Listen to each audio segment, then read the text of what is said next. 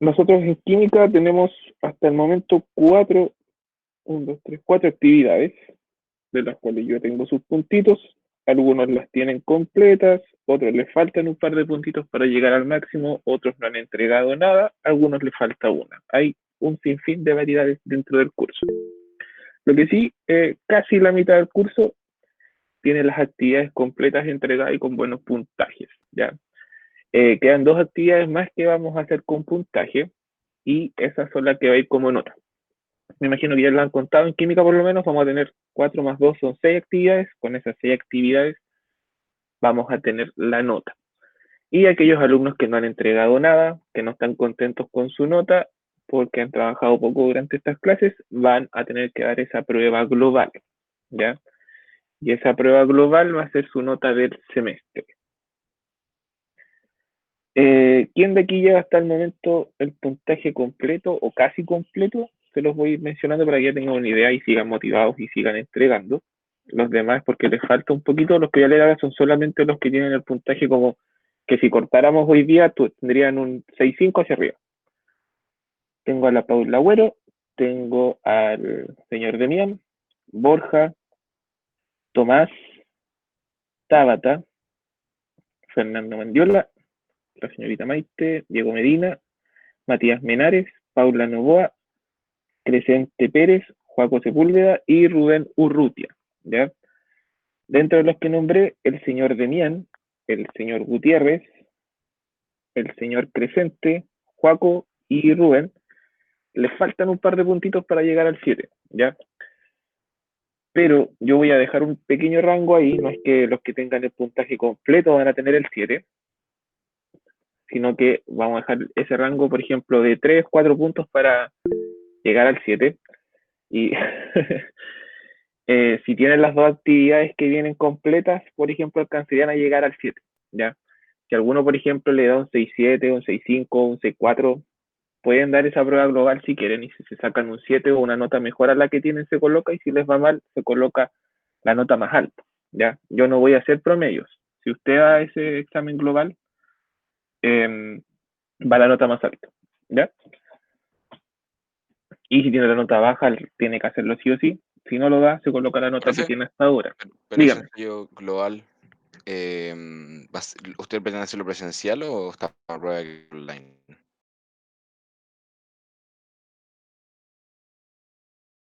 Pero se va a hacer, en mi caso la voy a hacer en la hora de clases. Yo les voy a decir ese día que va a hacer esa actividad para que los que están listos y no la van a dar no se conecten. Pero los demás tienen que darla. Y va a ser en esa horita y va a entrar todo lo que hemos visto, ¿ya? Así que ahí tienen que estudiar hartito. Entonces, más que nada es para ayudar a los que no han entregado nada. Igual la idea es que vayan entregando. Aunque falten dos actividades, tienen que terminar de entregar.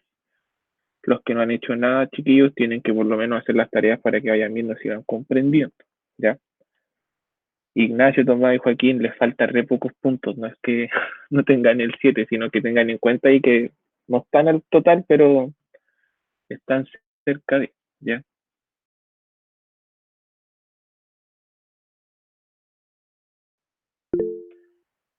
Y de la primera vez que yo di una actividad, el Borja, Mandiola y el Diego fueron los únicos que me entregaron una actividad. Tienen 6 puntos extra. Y ahí tienen puntitos de recalo. Que fue una guía que mandé y si quería la enviaba de vuelta y me la enviaron solo ustedes tres de vuelta. Así que más rato voy a subir la lista a la clase para que revisen sus tareas. Fue una actividad de cuando recién empezamos con los cálculos de pH, subí una guía y regalé puntos a los que me la enviaran de vuelta sin necesidad de enviar la pauta. Y algunos esperaban a que llegara la pauta y la enviaron. Pues esa fue como la primera actividad de todo este tiempo fue en marzo, cuando recién empezamos, como a las 2 semanas. Eh, eh, eh, iba a contar también. No, era eso no. Más rato le subo la tablita con los puntajes que tengo. Ahí si alguno tiene alguna duda me pregunta. Pero las dos últimas actividades están acá en calificaciones, usted revisa. La última es del 30 de junio, la actividad redox que hicieron, y la de las redox por las semireacciones el 28 de mayo. Y las dos primeras son las que hicimos de pH, de ácido y bases débiles, y pH y ácido y bases débiles. Esas son las otras dos actividades que teníamos. Esas estaban en la parte anterior, pero esas las tengo yo. Dudas, consultas, chicos. Hayan quedado. ¿Cuándo tiene planeado hacer la prueba, profe? Tengo planeada hacer la penúltima semana de clases. Ya le avisaron de sus vacaciones, me imagino. Vacaciones, entre comillas. Pretendo hacerla la segunda semana de agosto.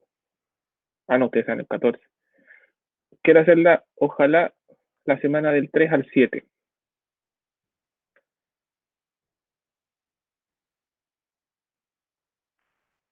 Es como que pretendo hacerla. Lo que pasa es que se supone que abrieron el campus o sea, el campus, la página del colegio para inscribir las pruebas, pero se cayó la página.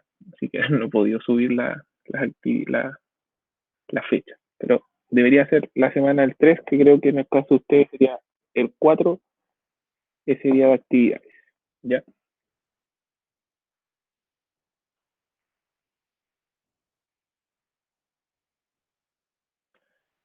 ¿Alguna duda más? Como les digo, quedan dos actividades más todavía. ¿Y las dos actividades que ya las va a dar esta y la otra semana? Perdón, ¿cómo mandé la que no te entendí al principio? Las dos actividades que quedan las va a dar esta y la otra semana. La próxima pretendo hacer una. Depende cómo avancemos la clase hoy día. Ok. Y la otra, hacerla la semana del 14. La semana cuando salen de vacaciones. En la clase o quizás les mando alguna actividad de unos 2 días. Y vamos a ver. Ya. En esta parte, chiquillos, ya cuando empezamos a hacer las galvánicas, recuerden que es más teoría. Ya hay que dar explicaciones en base de. Tampoco son así como cosas que van a encontrar tan completas. Ya. La semana pasada alcanzamos a ver lo que eran las celdas galvánicas, ¿cierto? Vimos un video de cómo se formaban estas celdas, cómo se hacían en el laboratorio.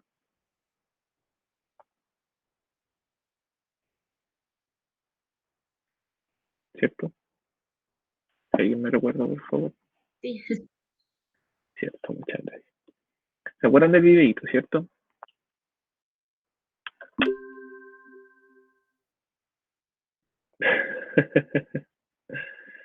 Van a mostrar mi bella cara cuando me crezca un poco más el pelo y me pueda tomar el pelo. Porque estoy demasiado chascón y los chochos ya no los puedo controlar. Ya, vamos a ver de nuevo ese super video. No, taparme no.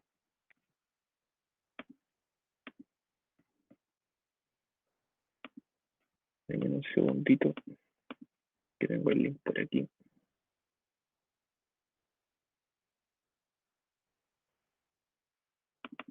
Aquí está.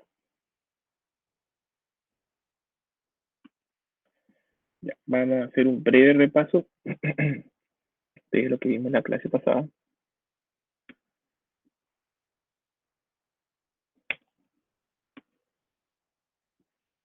Déjenme cargar los videos.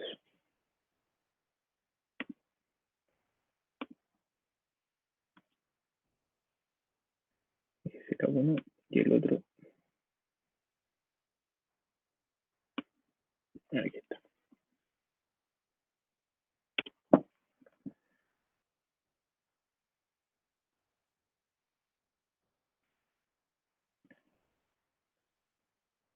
Andan ansioso, ¿no?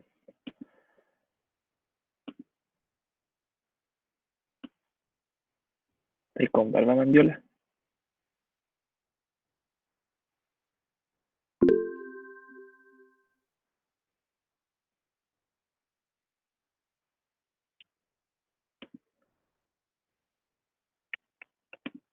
Ya. Están viendo la pantalla, ¿cierto? Sí. Son ustedes, son de primero medio. Entonces, chiquillos, recordemos que estábamos viendo todo lo que es la aplicación de las celdas redox, ¿ya? Bueno, no hay nada más sincero que una mamá mandiola. Y eso que me imagino que te lo dijo con amor. O sea, te digas peor de lo que ella decía. Tenemos entonces las celdas galvánicas. Cuando hablamos de celdas galvánicas, es como el estudio que se le puede dar aplicado a los redox, ¿ya? Recordemos que cuando hablamos de redox, tenemos una reacción de oxidación y una semireacción de reducción. La semireacción de reducción es la que entrega los electrones y la de reducción es la que acepta esos electrones. Entonces, lo que nosotros estuvimos haciendo era los cálculos en ecuaciones químicas que fueran del tipo redox para saber la cantidad de electrones que habían en tránsito. Como nosotros estas reacciones las hacemos en contacto directo, tenemos una sustancia que se va a oxidar regalando sus electrones, pero inmediatamente por contacto se las pasas al reductor. Entonces el traspaso es inmediato. A final de cuentas no hay como un flujo directo de corriente a través de alguna sustancia, sino que es se ceden y se aceptan al tiro. Entonces, si recordamos ya conceptos bien básicos, tenemos la sustancia que entrega los electrones y la sustancia que acepta los electrones. Aquella sustancia que cede los electrones se dice que se oxida y la sustancia que acepta esos electrones se dice que se reduce. Esta sustancia que se oxida se dice que es un agente reductor. Recordemos que para poder oxidarse el mismo tiene que reducir a otro. Entonces esto es un agente reductor. Y el compuesto que acepta estos electrones, que es el que se reduce, es un agente oxidante, porque está encargado de oxidar a otro compuesto para poder reducirse. Cuando una sustancia se oxida, recuerden, su estado de oxidación aumenta o disminuye.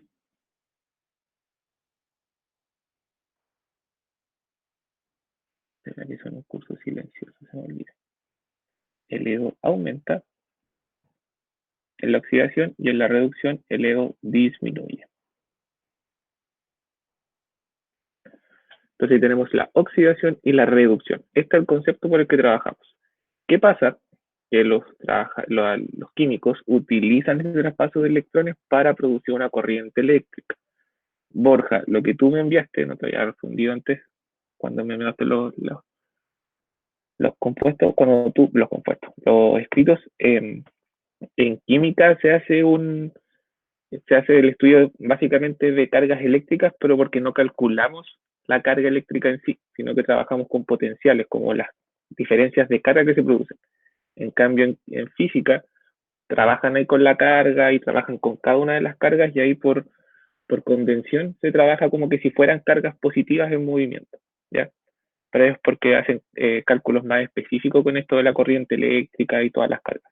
Nosotros trabajamos nomás formando un flujo de carga y aprovechamos ese flujo, pero no trabajamos con ese flujo en sí, ni lo estudiamos en concreto tan específico como lo hacen los físicos, ¿ya?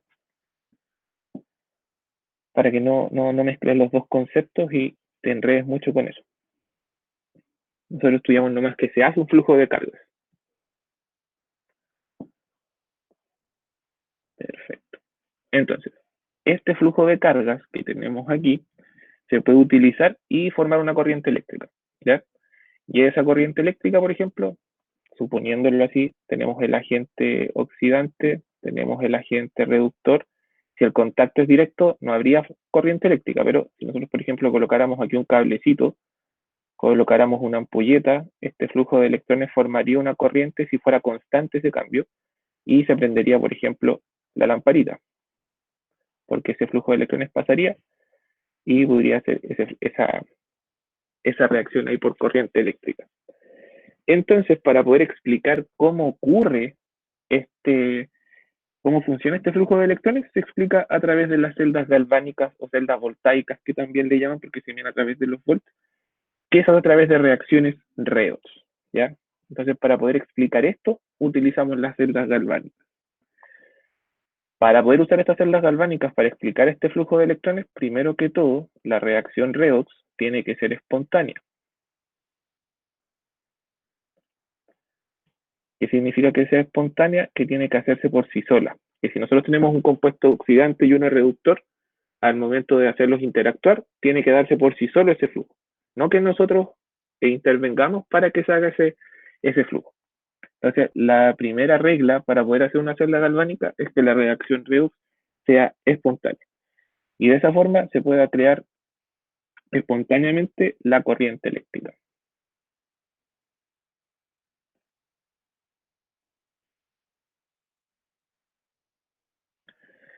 Y como pasa siempre, donde el agente reductor le traspasa los electrones al agente oxidante. Y de esa forma siempre tenemos que formar ese flujo de electrones constante. ¿Ya? Para hacerlo más sencillo y poder explicarlo, lo hacemos a través de estas celdas galvánicas y las reacciones se realizan por separado.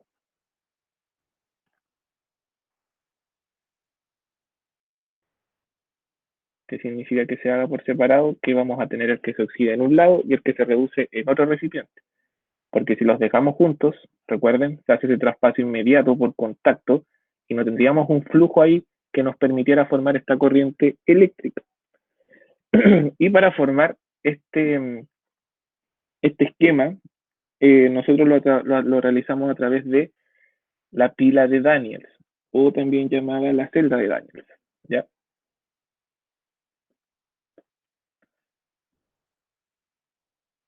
Entonces, la pila de Daniels ejemplifica cómo obtener corriente eléctrica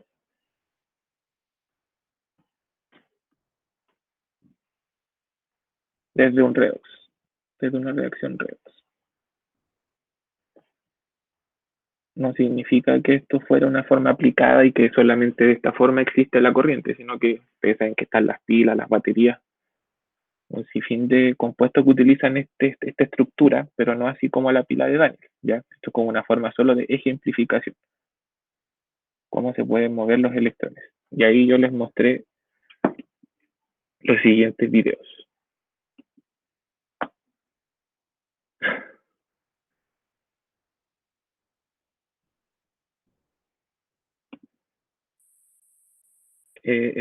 Ya. Este fue el primer ejemplo que les mostré, que fue el del árbol de Diana, que es cuando se forma la estructura, teníamos el cobre y lo colocábamos en ácido nítrico. Perdón, una disolución de nitrato de plata, ¿ya?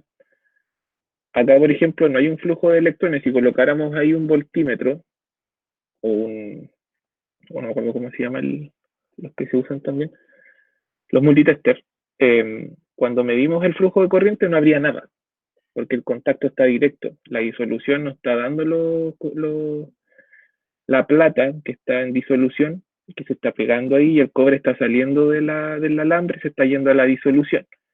Entonces, como está pasando eso inmediatamente por contacto directo, aquí no habría un flujo. Entonces aquí no se puede ver que podemos obtener una celda galvánica, ¿ya? Esto es lo que ocurre por lo general en el medio ambiente. Por eso no es que cuando un fierro se oxide, no nos va a dar la corriente, ¿ya? Porque el contacto es directo.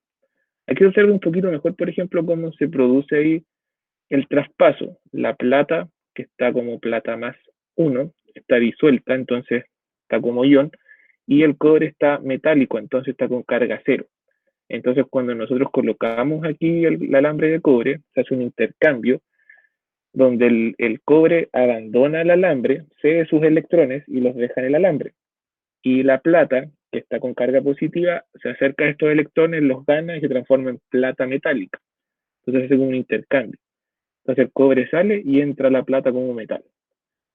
¿Y cómo yo puedo comprobar que está saliendo cobre? Esa parte celeste que tenemos ahí, el cobre cuando está en disolución se coloca de color celeste. El año pasado, cuando hicimos las reacciones de precipitación y trabajamos con el sulfato de cobre, la disolución que ustedes hacían era celeste, porque el cobre estaba en forma de catión, cobre 2+, que es la carga que tiene cuando está en disolución. Entonces ahí se puede comprobar por la formación de ese color celestino. Entonces ahí tenemos un redox normal, las reacciones que ustedes estudiaban cotidianamente, ¿ya? Pero nosotros ahora queremos aprovechar este movimiento de electrones y formar una corriente eléctrica. Y esta corriente eléctrica poder medirla incluso. Y para eso utilizamos la pila de Daniels. que es la que vamos a ver ahora.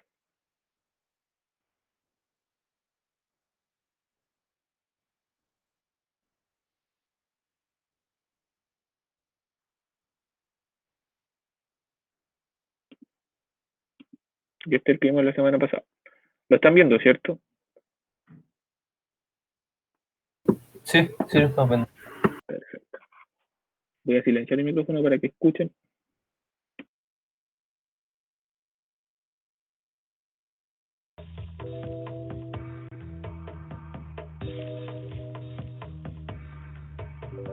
Las reacciones de oxidación-reducción, conocidas como reacciones redox, son aquellas en las cuales se produce una transferencia de electrones.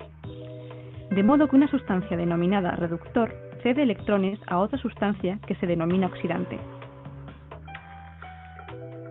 Las celdas galvánicas o pilas son procesos redox espontáneos.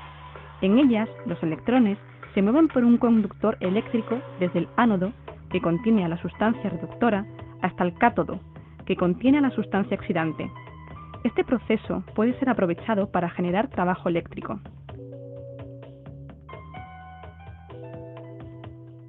Para conocer el funcionamiento de una pila, procederemos al montaje de una celda galvánica, concretamente la pila Daniels.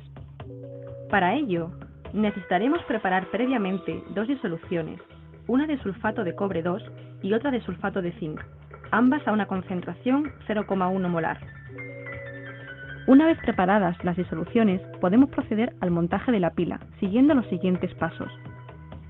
En primer lugar, añadiremos 75 ml de cada disolución en sendos vasos de precipitado.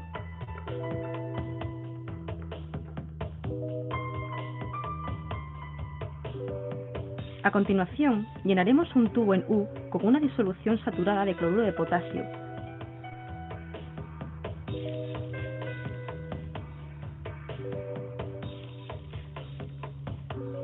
Poniendo en cada extremo un trozo de algodón a modo de tapón.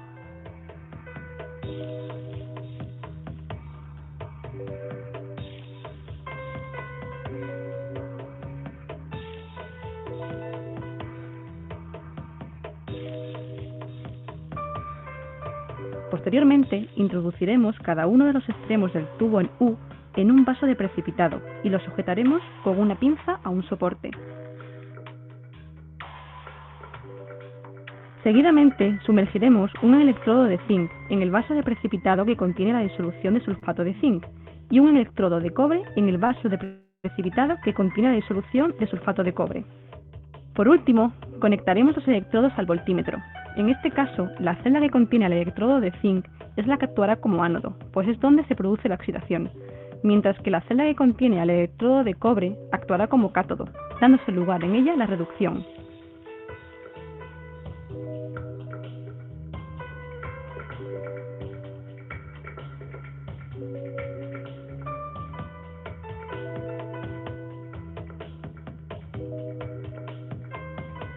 La lectura de diferencia de potencial, marcada por el voltímetro, da cuenta del trabajo eléctrico y nos permite corroborar la aproximación de la diferencia de potencial teórico obtenida a partir de la ecuación de Nernst.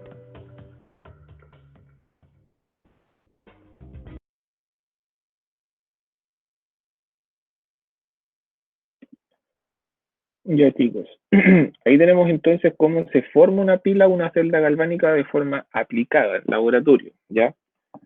Ahí más que nada se explicaba cómo era la formación de esta que necesitábamos y los cátodos y todo eso. Ahora vamos a hacer como un análisis más químico de lo que está ocurriendo en esa celda para empezar a trabajar con estos valores de voltaje. Ya vamos a trabajar con el potencial que puede generar este traspaso de electrones y empezar a calcular cuánto voltaje nos puede dar una celda. Quedó claro más o menos cómo se formaba la celda, ¿cierto?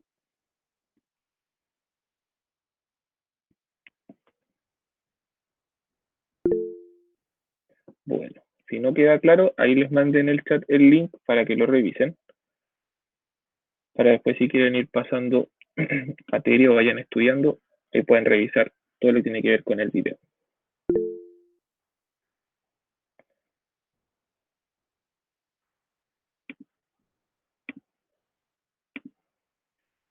Entonces vamos aquí al PPT. Si alguien me puede confirmar por audio, por favor, que se ve el PPT. Sí se ve. Sí, se ve. Muchas gracias. Excelente. Entonces, chiquillos, esto es una celda de Daniels, una pila de Daniels, lo que acabamos de ver en el video. Es como la forma básica de cómo se forma, ¿ya?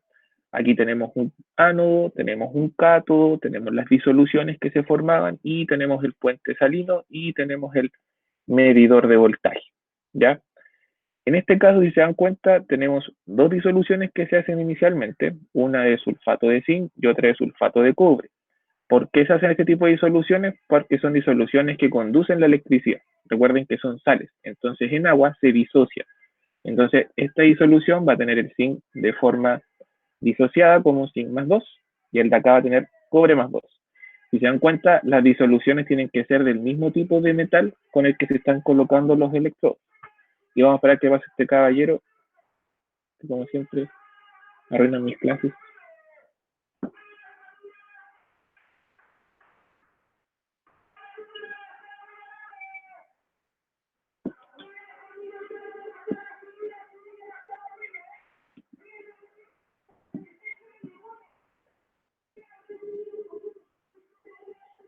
Ya, ahora sí podemos continuar. Entonces, tenemos que tener claro que las disoluciones sin colocar los electrodos todavía ya son conductoras de electricidad, porque está hecha por compuestos iónicos, ya que se disocian. Entonces ahí tenemos cargas positivas y cargas negativas. Entonces, en la disolución de sulfato de zinc, la que tenemos acá a la izquierda, colocamos una barra de zinc metálico, en donde su estado de oxidación es 0, ¿ya? Entonces aquí vamos a tener zinc en estado de oxidación 0 y vamos a tener zinc en forma de disolución con carga más 2. Luego, en este otro electrodo, vamos a colocar una barra de cobre, y esta barra de cobre está neutra, es cobre metálico, entonces tiene esta oxidación 0, y vamos a colocar dentro de la disolución que contiene el cobre en forma de cation más 2. Vamos a unir estos dos electrodos a través de un alambre o cualquier material que sea conductor, y lo vamos a colocar ahí un voltímetro para poder medir la diferencia de potencial. Cuando nosotros conectamos estos dos, empieza una reacción redox, ¿ya? El Profe, zinc, dígame. eso es un amperímetro. Ah, sí, es un amperímetro, pero nosotros utilizamos un voltímetro para medir los voltios. Ah, pero el amperímetro también los mide. Muchas gracias. Es que el amperímetro se pone en medio del circuito y mide la intensidad corriente. El voltímetro se pone en cada electrodo, porque el voltímetro siempre va en paralelo. Muchas gracias, Borja. Está bien preparado para la de física. Excelente. Muchas gracias por la aclaración. Entonces, tenemos este ánodo aquí y empieza el flujo de electrones. Si se dan cuenta, el compuesto de acá de la izquierda siempre va a ser el que cede los electrones y el cobre va a ser el que acepta esos electrones. Entonces sale de aquí el electrón del zinc, pasan a través de este material conductor y llegan al cobre. Y este cobre empieza a ganar los electrones. No significa que estos cobres de aquí empiezan a transformarse en cobre -1, sino que los electrones que salen de aquí se empiezan a colocar por encimita del metal. Entonces, en este caso, como los elementos están saliendo los electrones desde la placa de zinc, el zinc que cede los electrones pasa desde zinc 0 a zinc más 2. Entonces su estado de oxidación cambió de 0 a más 2 porque perdió 2 electrones. Entonces se podría decir que esta es la semireacción de oxidación. Como está perdiendo electrones, el zinc empieza a salir desde la placa, desde el electrodo, y pasa a la disolución. Y pasa como zinc más 2. Entonces aquí empezamos a aumentar la cantidad de cargas positivas porque el zinc que pierde los electrones se empieza a mezclar en la disolución. Profe, Dígame. ¿cómo determina que el ánodo es el zinc, la placa de zinc? Eso es lo que no entiendo. ¿Por qué no podría ser el cátodo ese? Porque entre el zinc y el cobre, el zinc es el que tiene menor electronegatividad, el cobre tiene más electronegatividad. Entonces este va a traer los electrones hacia él con más fuerza que el zinc. Y, profe, o sea, sí, eso sí lo entiendo, pero entonces, ¿de qué sirve el tubo ese que está, bueno, ¿El puente salido? sí, y por ejemplo, ¿qué hace que los electrones vayan hacia la izquierda? Si se supone que el cobre es más electronegativo. ¿Cómo hacia el? No, pues si están yendo todos hacia el cobre, van hacia la derecha. los electrones salen del zinc y se van hacia el cobre. Pero el tubo ese salino que dice. Ah, ya, Sí. déjame avanzar un poquito y te explico para qué es el tubo, el puente salino. Ah, ¿Ya? ya. Este tiene algo especial nomás, que te ayuda a formar ese circuito. Si él no estuviera, no se formaría esta carga, este movimiento constante. ¿Ya? Déjame explicar primero todavía los electrodos y el movimiento que se está formando de electrones. ¿Ya? Entonces, vuelvo a repetir, en este caso, como se están liberando electrones, porque se lo está mandando al cobre, como recién le explicaba Mandiola por su pregunta muy bien, el cobre tiene más fuerza, más electronegativo, entonces puede mandar el que gana más los electrones, tiene más fuerza para traerlos. Entonces los electrones salen de aquí y van hacia el cobre. Como ya mencionamos, el zinc empieza a entregar los zinc, empiezan a salir de la placa y se van hacia la disolución. Entonces empiezan a hacer como desgastes aquí, empiezan a aparecer como hoyitos porque el zinc abandona el metal y empieza a transformarse en disolución. Y los electrones salen de aquí y llegan hacia el cátodo. En este cátodo los electrones llegan y se depositan en la superficie del metal. Y estos electrones empiezan a atraer a los átomos de cobre más 2 que están en la disolución. Entonces estos cobre ganan esos electrones y se transforman en cobre metálico. ¿Ya? Entonces, si acaso empezaba a aparecer hoyitos, empezaba como a deshacer esta placa, este electrodo, el cobre empieza a ganar mayor superficie, porque empieza a ganar desde el cobre más 2 que está acá. Si esta reacción nosotros la hiciéramos sin este puente salino, no nos marcaría ninguna diferencia de potencial, ¿ya? Porque no habría cómo traspasar electrones de aquí hacia allá porque no tenemos diferencia de carga. Entonces el puente salino es el que nos ayuda a proporcionar siempre la fuente, nos ayuda a proporcionar las diferencias de carga, ¿ya? Antes de explicar con mayor detalle esto, siempre por conveniencia o por convenio de químicas ya, siempre los ánodos van a la izquierda, los cátodos van a la derecha. Así se dibujan, ya no los pueden hacer al revés. Siempre está a la izquierda y está a la derecha. ¿Cuál va a ser el ánodo? El ánodo va a ser el compuesto que se oxida, el que cede los electrones, y el cátodo va a ser el que se reduce, el que acepta esos electrones.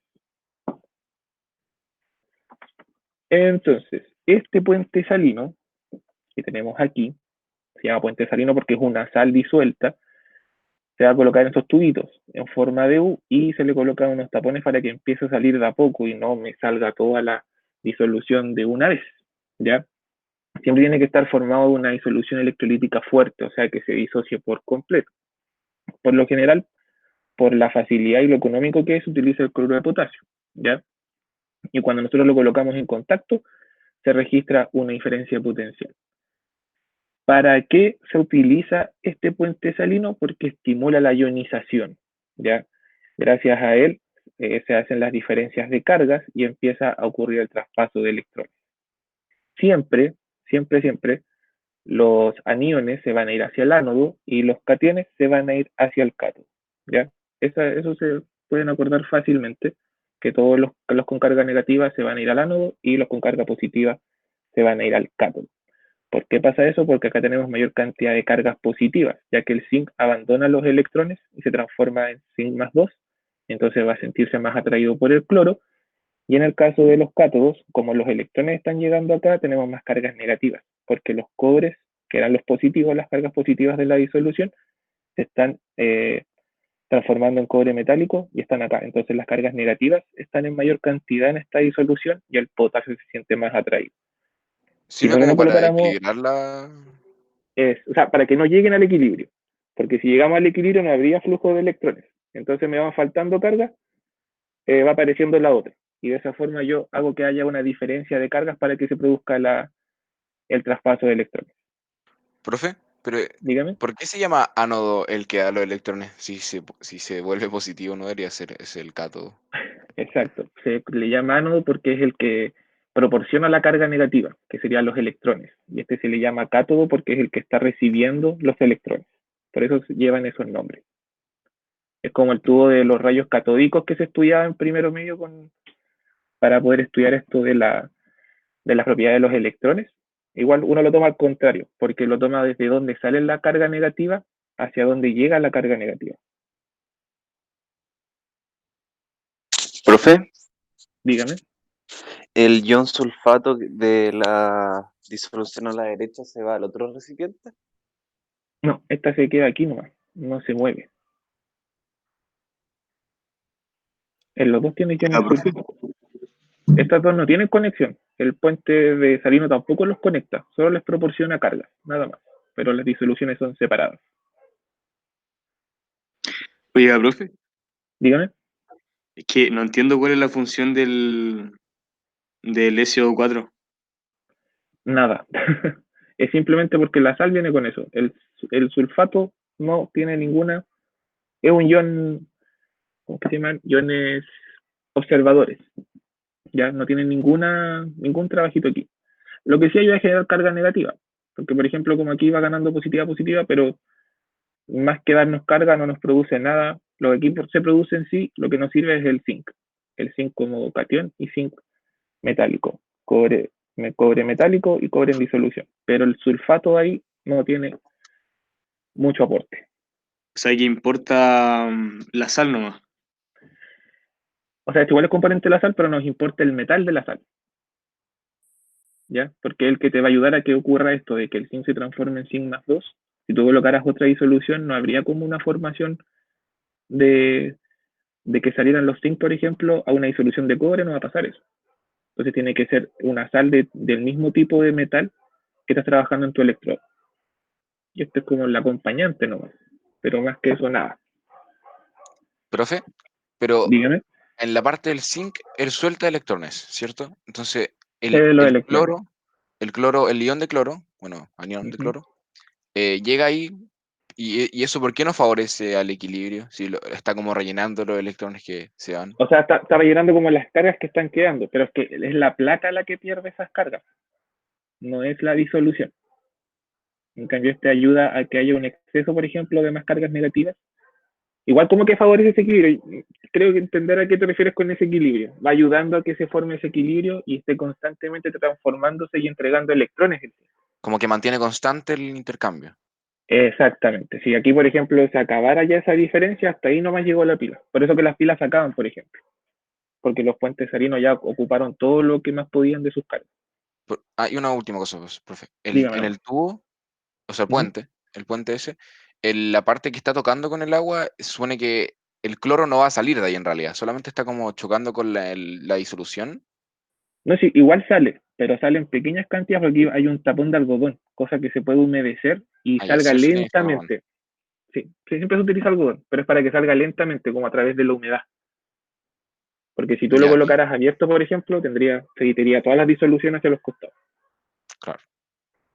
Ya, ¿Ya? Y gracias. tienen que entender igual que por qué el cloro se va a la izquierda y el potasio se va hacia el cátodo por la diferencia de carga. Como aquí empieza a aumentar la cantidad de zinc positivo, se va a sentir atraído por el cloro.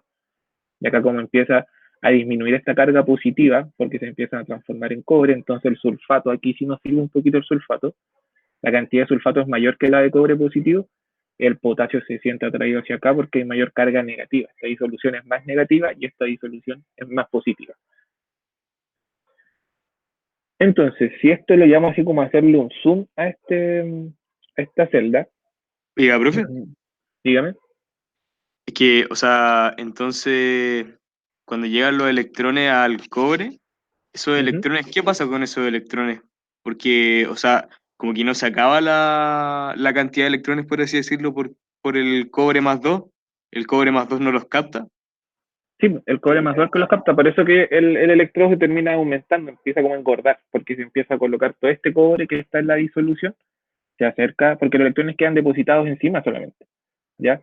Y estos cobre más 2 empiezan a tomar esos electrones y se transforman en cobre metálico. Entonces tú vas a encontrar que esto está más gordito después y este lo encuentras con hoyitos, porque salen de la placa y acá se acercan a la placa y al final se transforman en más cobres metálicos.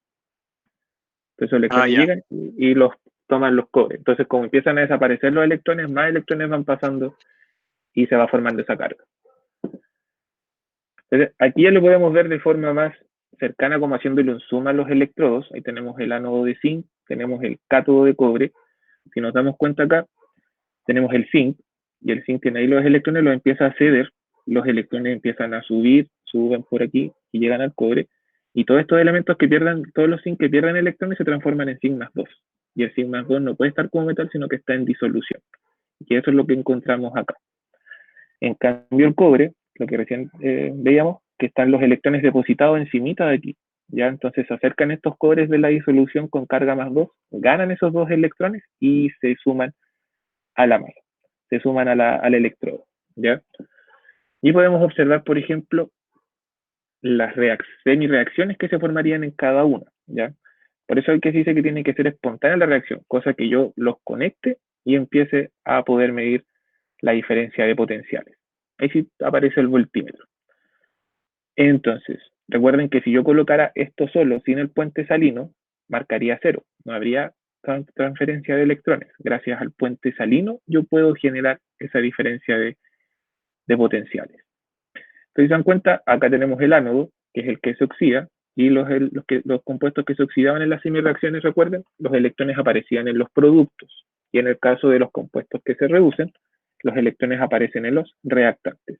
Si nosotros sumáramos estas dos reacciones, se nos irían los electrones y quedaría de esa forma como la reacción neta. ¿Ya? Esta es la parte que ya vimos, la que estábamos haciendo anteriormente. Ahí estamos viendo de forma teórica, ahora lo estamos viendo de forma práctica. ¿Ya? Simplemente sumamos cuando teníamos las dos reacciones balanceadas, 2 electrones se van con los 2 electrones y nos queda la reacción neta.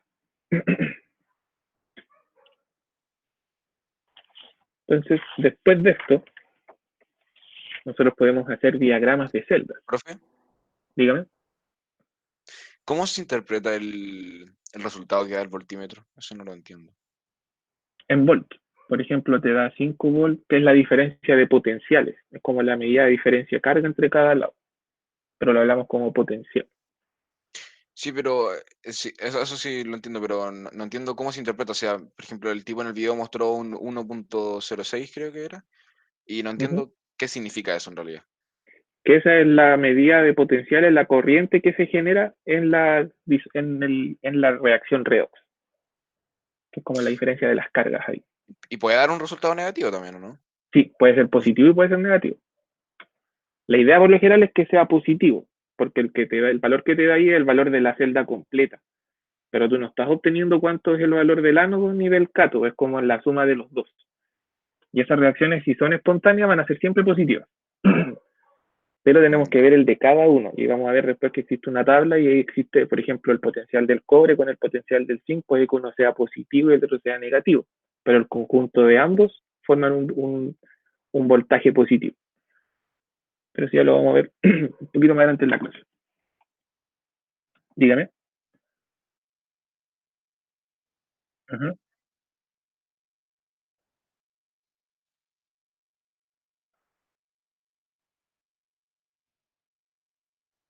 No, que esa flita de ahí, la roja me dices tú, ¿cierto? Bueno, que lo que quiere indicar ahí es como que se une con el cobre 2 y así el cobre se puede unir. Es como que los electrones interactúan con el cobre. Los electrones se sienten atraídos por la carga positiva, ambos se atraen y ahí se coloca nuevamente en la placa. Pero simplemente es que este electrón se queda ahí tranquilito. El cobre es el que se le acerca y se une cuando se transforma en cobre metálico. Profe, No te enredes por la flechita. Dime yo. entonces el puente salino como que recicla los electrones, por así decirlo. Recicla las cargas más que los electrones. ¿Pero cómo lo hace? O sea, ¿qué es lo que pasa en el puente salino que como que pasa del cobre al lado del zinc? Lo que pasa es que, mira, si tú no colocaras el puente salino, saldría zinc, zinc, zinc, zinc, y llegaría un punto en que ya no se puede, no hay diferencia de carga, se equilibraría todo. Entonces no habría traspaso. Entonces cuando me falta diferencia de carga, ahí el puente salino te ayuda con un poquito de carga negativa para que empiece de nuevo este circuito. Y acá te ayuda con cargas positivas para que empiece la diferencia. Porque si tú no tuvieras puente salino, rápidamente llegarías al equilibrio de cargas. Tendrías como las mismas cargas a los dos lados, entonces no habría movimiento de electrones. Entonces el puente te ayuda a que se haga esa diferencia de cargas y los electrones se sientan con necesidad de moverse de un lado a otro por diferencia de cargas. Pero, profe, ¿cómo va a tener la misma carga a los dos lados? Si uno al final está liberando electrones y el otro lo está recibiendo, uno se está convirtiendo en positivo y otro en negativo. Exacto, ¿Cómo? pero liberaría 2 electrones y estaría listo. En cambio necesitamos que sea constante este movimiento y el puente salino te ayuda a que ese movimiento sea constante y no solamente la reacción ocurra así, que libere 2 electrones y quede listo. La reacción tiende a liberar solo 2 electrones y se ganan en el cobre. Esa es como la reacción en sí. y yo quiero que esto se haga constantemente. Entonces el O sea, puente salino me ayuda a que ese movimiento sea constante. es que, profe, lo que a mí me cuesta es cuando habla de diferencia de potencial, porque pues, la verdad es que eso no entiendo ese término cuando usted lo usa acá. No sé si podría una breve explicación, en este caso por lo menos. O cómo sea, funciona. el potencial se habla del valor en sí de que te da el voltímetro, ¿ya? A ver si lo puedo explicar. Lo que pasa es que no nos vamos tan a la física cuando explicamos esta parte, ¿ya?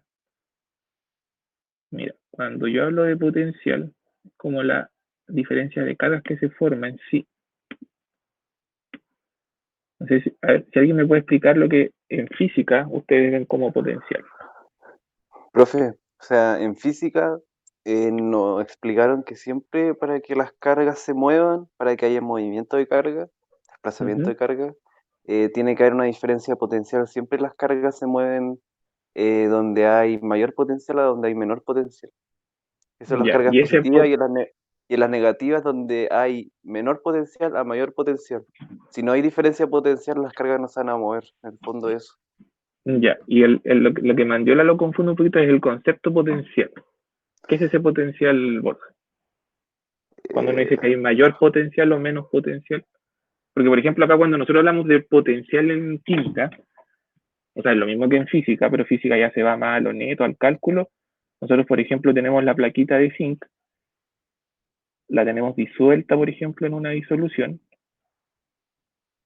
y los electrones, por ejemplo, están aquí en la placa, que son los que componen a los átomos de zinc, y, por ejemplo, el zinc más 2 se empieza a sentir atraído. Y eso es lo que llamamos como el potencial del electrodo, el potencial de la placa. ¿Cómo lo podrías relacionar ahí, Borja? es que según yo la diferencia potencial sería la diferencia de carga entre los dos electrodos, ¿no? Al conectarse, ¿cierto? Sí, Porque si no estuvieran conectados no habría potencial.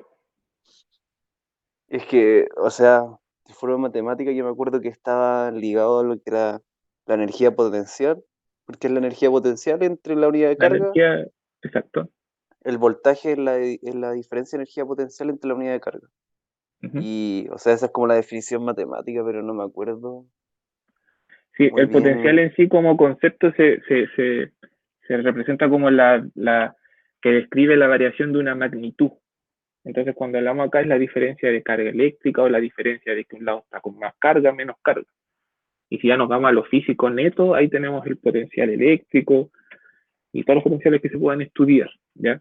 Pero no quiero que se mezclen y se enreden con esa parte, ¿ya? Simplemente comprender que aquí se generan diferencias de potenciales y que eso nos ayuda a formar la carga eléctrica, la corriente eléctrica, perdón.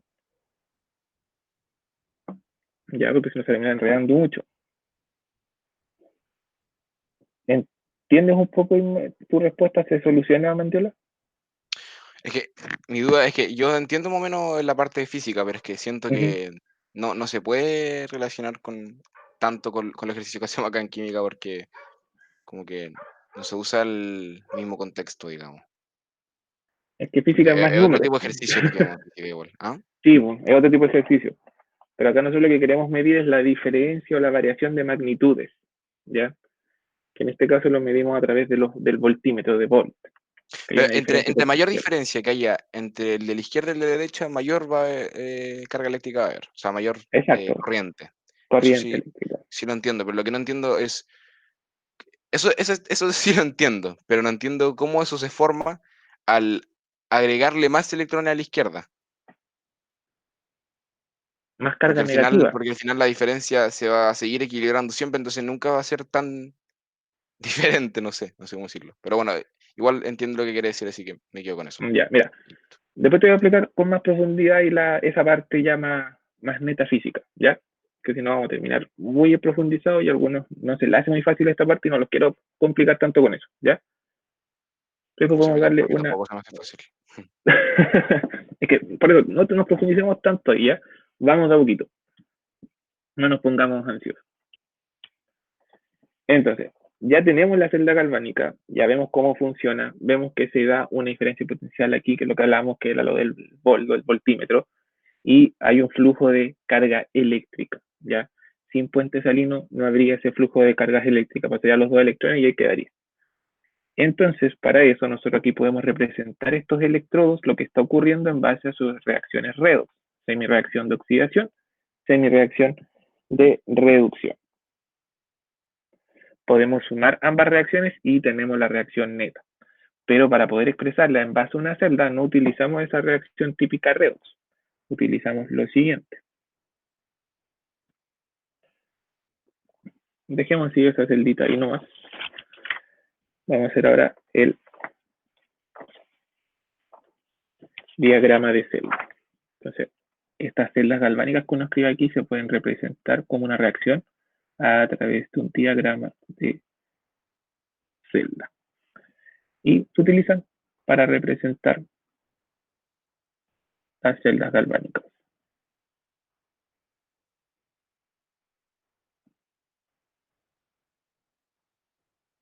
Y esta celda galvánica se representaría de la siguiente forma. Se hace como la transformación que ocurre cada uno de los elementos. En el caso de la oxidación, siempre va primero la oxidación,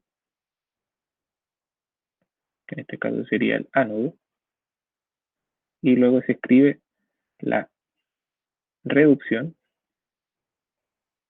que sería el cátodo. Se dan cuenta, se escribe igual que cómo se forma la celda. Recuerden que siempre en la celda el ánodo va a la izquierda y el cátodo va a la derecha. Aquí va el que se oxida, aquí va el que se reduce. ¿Ya? Entonces, ¿cómo lo escribiríamos? Se escribiría de la siguiente forma. El zinc, que lo teníamos en estado sólido, pasa a zinc más 2 en estado acuoso. Se escriben dos rayitas para separar lo que ocurre. Esto simboliza al puente salino.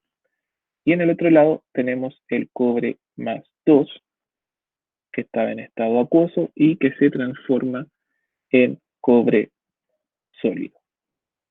Y ahí tendríamos el diagrama de celda, lo que está ocurriendo, ¿ya? El que está al lado izquierdo de las dos rayitas sería el ánodo y esto sería el cátodo. Tenemos ahí el ánodo y tenemos el cátodo. Entonces, de las reacciones que yo les doy, podemos representar la estructura de celda. Ustedes deberían cualquier reacción redox poder representarla a través de sus semireacciones y luego hacer un diagrama de celda con estas reacciones, ¿ya? Entonces vamos a colocar ahí que cuando colocamos esa línea, representa los límites de la celda. Significa que son como los vasitos, desde que esto es el metal, y de aquí los electrones se ceden y se transforma ese zinc en zinc más 2, ¿ya? Y esta doble línea que es el puente salino.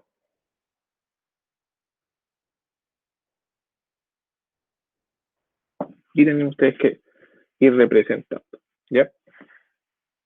Y siempre por convención, ánodo a la izquierda, cátodo a la derecha, ¿ya? Y los componentes, los elementos que se transforman, se colocan en el orden en cómo se van moviendo. Desde el zinc al zinc más 2, desde el cobre más 2 al cobre 0. ¿Se entiende ahí cómo se forma un diagrama de celda entonces? ¿Cómo se representa? Más o menos. Más o menos. Ya, vamos a hacer una extra que intenten hacer ustedes.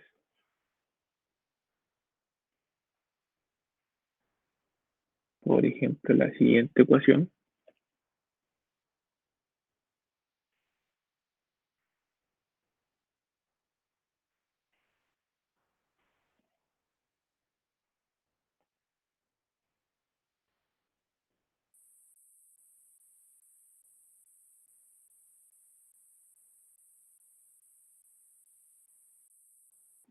Ya, intenten hacer ustedes ahí ese diagrama de celda. Tienen que identificar cuál se oxida, cuál se reduce y empezar a formar el diagrama.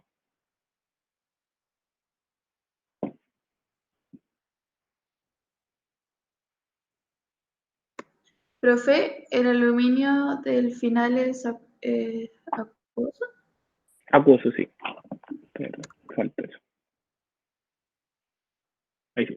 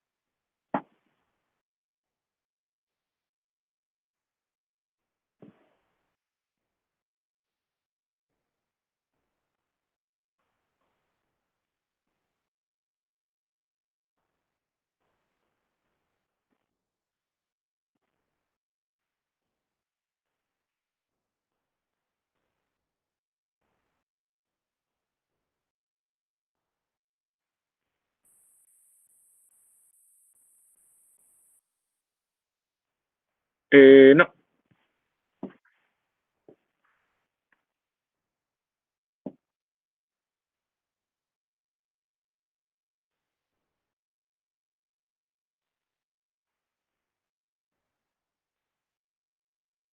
Vamos a ver que en la carga final, cuando medimos los voltajes de estas celdas, el coeficiente no influye. Da lo mismo si tenemos 3, 4 veces la celda amplificada, el valor va a ser el mismo.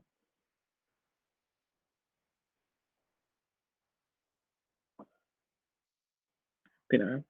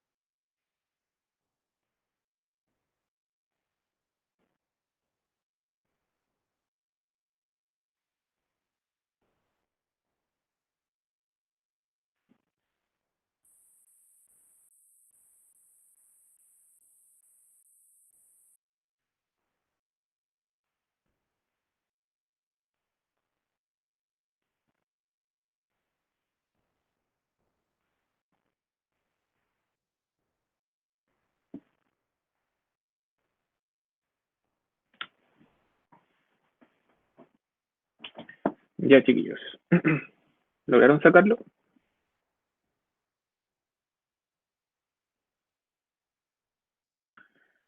Ya, Maite, ¿cómo te quedó? A ver.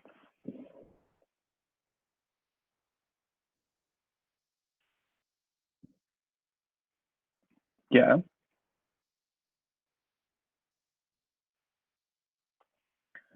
muy bien, perfecto, muy bien,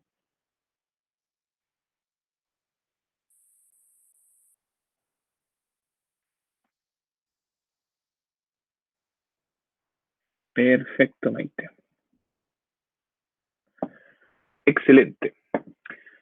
Entonces, para los que están medio perdidos todavía con esa parte, lo primero que hay que identificar cuál se oxida y cuál se reduce.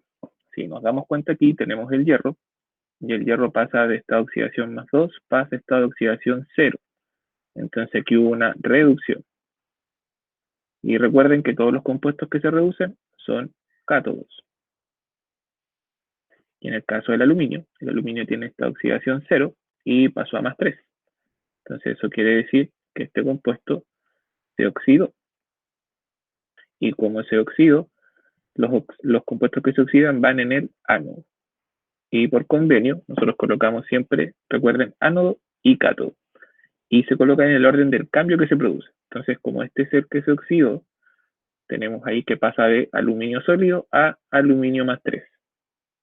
Y en el caso del hierro, colocamos el hierro más 2, que se reduce y se reduce a hierro sólido. Esta parte no es compleja, siempre tenemos que hacer la celda, lo único complejo es saber identificar cuál se oxida, cuál se reduce, nada más que eso, ¿ya? Y colocar los límites y colocar también los cambios netos que se van produciendo ahí. ¿Dudas o consultas de ese diagrama de celda?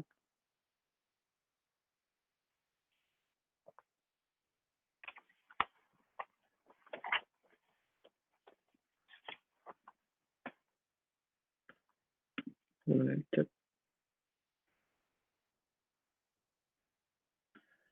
¿No hay dudas, chiquillos? ¿Se entiende esa parte?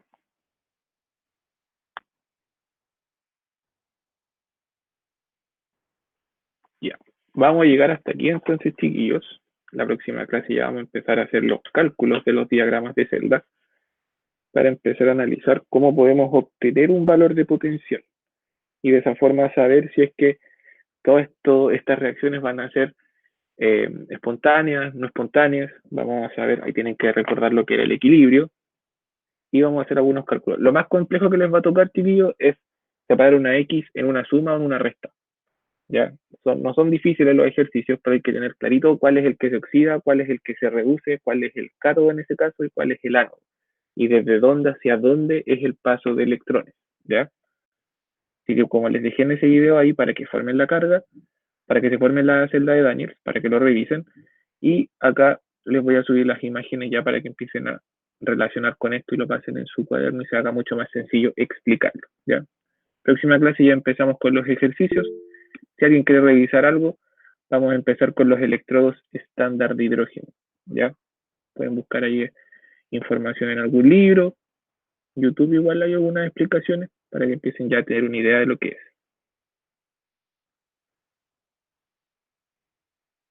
Ya, chicos, quedamos listos y nos vemos ya la próxima clase. Chao, profe.